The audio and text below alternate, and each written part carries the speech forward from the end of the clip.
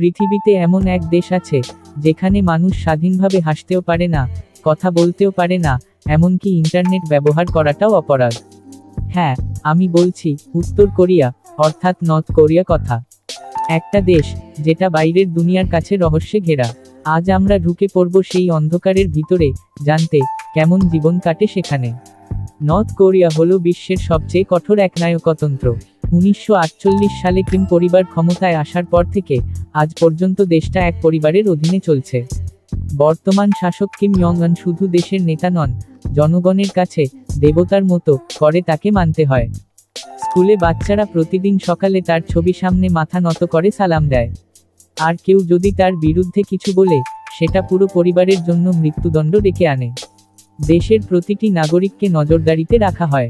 প্রত্যেক ঘরে সরকার অনুমোদিত রেডিও থাকে, যেটা কখনো বন্ধ করা যায় না। ইন্টারনেট বলতে ওখানে আছে শুধুই সরকারের তৈরি বন্ধ নেটওয়ার্ক, যেখানে বাইরের দুনিয়ার কিছুই দেখা যায় না। ফোন, ক্যামেরা বা বিদেশি গান রাখা শাস্তিযোগ্য অপরাধ। নর্থ কোরিয়ার মানুষদের বলা হয় তাদের দেশই পৃথিবীর সেরা দেশ।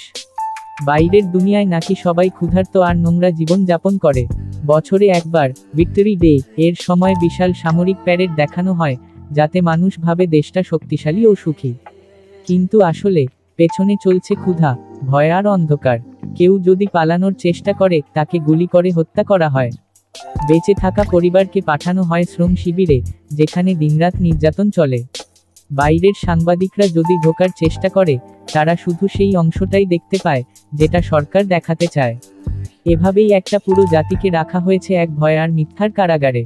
আজও পৃথিবীর লাখ লাখ মানুষ স্বাধীনভাবে কথা বলতে পারে না। নর্থ কোরিয়া শুধু একটা দেশ না, এটা হলো স্বাধীনতার অনুপস্থিতির প্রতীক। এমন একটা জায়গা যেখানে ভয়ই জীবনের নিয়ম। আর এই কারণেই একে বলা হয় the most secretive country on earth.